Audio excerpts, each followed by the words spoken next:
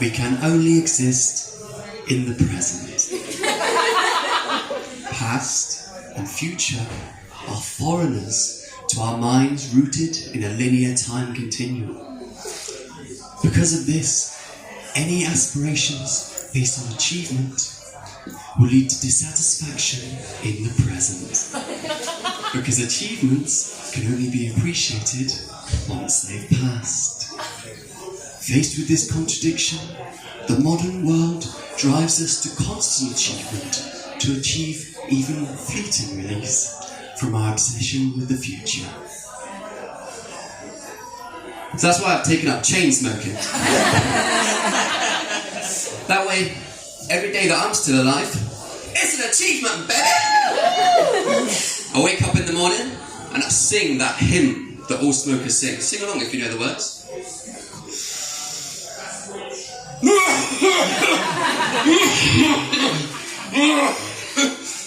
You know, when you start every day with clearing your throat of your own bodily fluids that have attempted to assassinate you in your sleep, you start every day with a win.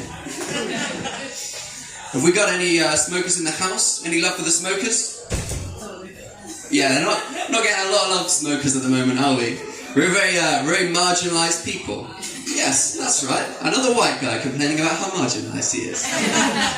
Yeah, we're very marginalised people. It all started back in the day with the segregation, didn't it? You used to go into a restaurant, you'd be like, oh yeah, I'll have that nice cosy seat by the window.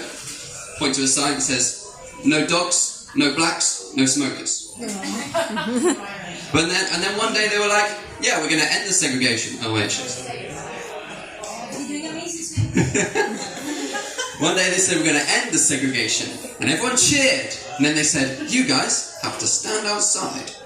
And then that wasn't enough, was it? You couldn't be outside, you had to be in the designated smoking area, like an alleyway or a prison. And now that's not enough. They've started moving the smoking area further away from the premises, haven't they? Moved it further away from the door. The other day I was in a pub like this, fancied a cig, went out, followed the signs, down 2 flights of stairs, out through the kitchen, out to the back, onto a dual carriageway. Where I had to wait for the number 66 bus. Take me 3 stops to an abandoned car park where I found my brethren, cornered in the corner, gathered round the sign that said, smoking area. No loitering. Yeah, it's an infringement on freedom. A lot of things about freedom at the moment. People fighting for the freedom to wear burqa, but the British media, they don't really like the burqa, innit? It's not because they're racist, it's not because they grew up in a world where everyone looks like potatoes with googly eyes stuck on them. I see I've lost a few there. A few of you are thinking, actually, that's actually racist what you said. You said what before the British media were racist. You said all British people look like potatoes, that's actually racist. Not true.